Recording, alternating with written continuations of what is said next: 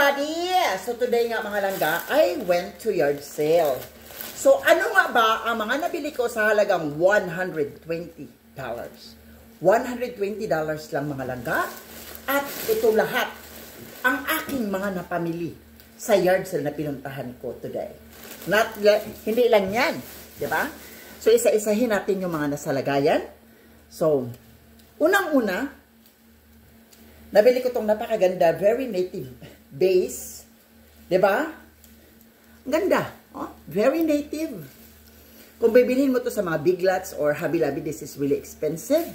So, nakuha ko lang to ng $2.50. Diba? $2.50. Saan ka pa? Sa ganda na yan. Diba? Gaano kaganda yan? $2.50. So, nasa 100 pesos lang siya. 100 mahigit. 150.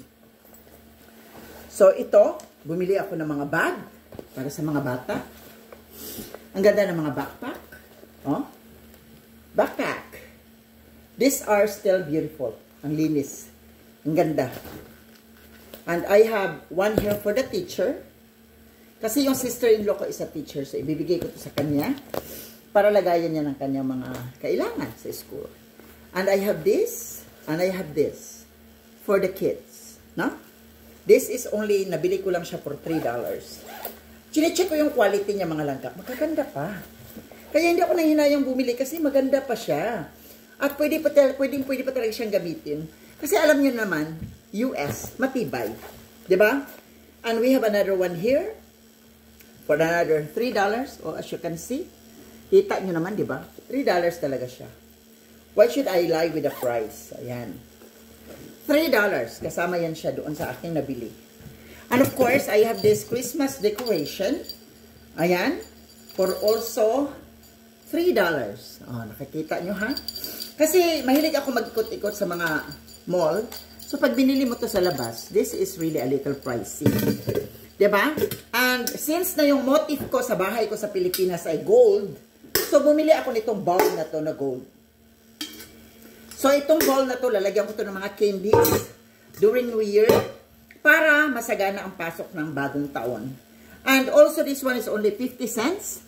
Pwedeng lagayan wallet siya, pwedeng lagayan ng cellphone, pwedeng lagayan ng ID. Pwedeng lagayan ng mga cards and everything. O diba? Cellphone siya. Para siyang maliit lang siya na ganyan. So, pwede ko rin itong ipangrampa if in case sa Pilipinas para secure. Diba? Nakakapit. And, hindi lang yan mga mahal. So, unahin natin itong isang box na ito. Isang plastic. So, nangihingi sa akin si Chito ng mga makeup lagayan. So, I have here for $1.50. Meron na tayong mga makeup kit. Lagayan ng mga makeup. So, ang dami na, no? From Clinique. Diba? So, ang dami kong binili kasi alam mo na ang aking mga kasama, mga babae. So, this is only for $1. Mga lagayan ng makeup. Diba? Which is really very helpful. And yung kasama ni Chito na hingi ng makeup, lagayan. So, lagayan ng makeup for $1. Yan. Lahat to ipapadala ko ng sabay-sabay sa balikbayan boxes para umabot pa siya. Ayan siya. Diba? And I have more here. Lagayan ng mga pang-makeup or mga pang-cutics. No? Dalawa to guys. I have 1 and 2. So, dalawa to. Binili ko na pareho para in case tig-isa sila. Or kung sino man ang nangangailangan ng mga pang-makeup or pang mga cutics. No? Ito yun. Pero ito talaga usually pang-cutics. Ito pang-makeup. So, magaganda siya. So, itong isa, baka gamitin ko to para sa aking mga makeup when I travel. Para may lagayan talaga ako ng makeup. Diba? Para bongga rin yung lagayan ko ng makeup at yung isa kay Chito. And I have here, wallet, lagayan ng pera. O diba? Ang ganda-ganda. O diba? Pangsabit mo dyan para secure ang pera mo. Saan mo man ilagay? Nasa katawan mo siya. That's one thing. So, ito ang laman ng isang box. Isang plastic. So, sa ngayon, may 5 pa tayong natira.